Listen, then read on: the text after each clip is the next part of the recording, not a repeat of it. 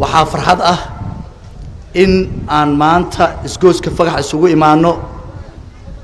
annagoo ka tashanayna aayaheena annagoo isku duuban maalmahan waa la socoteen sida ay uga go'an tahay maamulka gobolka Banaadir oo hogaaminaya gudoomiyaha gobolka Banaadir ahna duqa magaalada Muqdisho mudane Cumar Maxamuud Maxamed Cumar Filish dadka u yaqaana laakiin se aniga iyo dad badan oo indheergarada ay loo baxeen Cumar Qeer waxyaalaha uu ka sameynayo iyo sida ugu damqanayo dadkiisa darteed waxaa muuqata in maanta ay shacabka ayaga fariintooda gobolka markay soo gaarsiiyeen in gobolka Banaadir maamulkiisa sare ugu horeeyo gudoomiyaha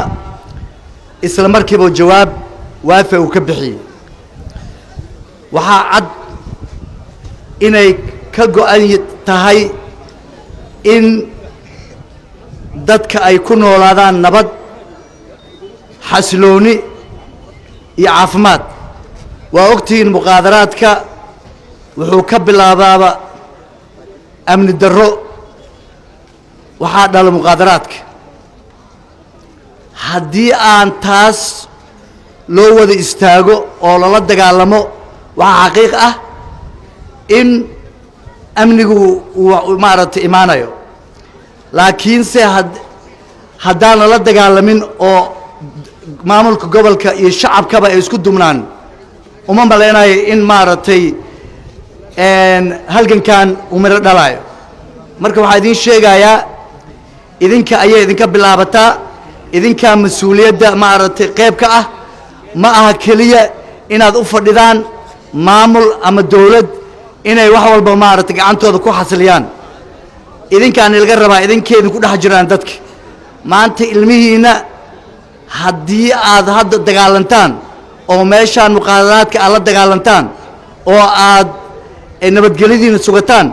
ilmihiina waxay ku noolaanayaan nolol amni ah isku halleyn ah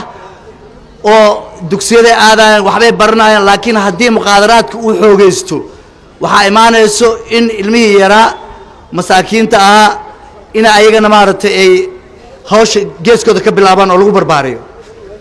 marka waxaan idiin sheegayaa ahamiyadda ay leedahay waa ujeedaan maanta annaga waxaan u imaana meeshaan in aan tusno inay naga go'an tahay haddaan nahay annagoo ku hadlayno afka maamulka gobolka Banaadir in aan la dagaalano shacabkeenna fariintoodana aan kor u qaadno la duubno oo aan isku dayno in aan nabadgelyada aan soo celino meel walba laakiin idinka haddaan wada shaqayn toos nalaga helin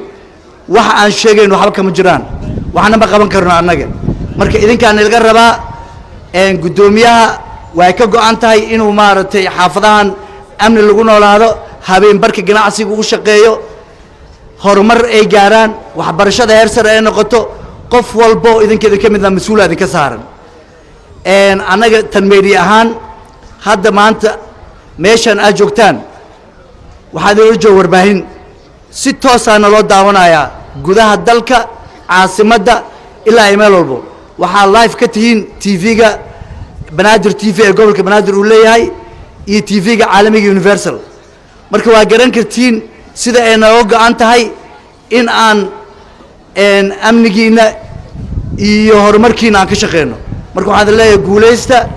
waxaan idinka wadaa salaan gudoomiyaha gobolka Banaadir ahna duqa magaalada wuxuu idin leeyahay shaqada wada jir waa inaan ku qabanaa marka guuleysta annagana waxaa waa garabkiina assalaamu calaykum waraxmatullaahi wabarakaatu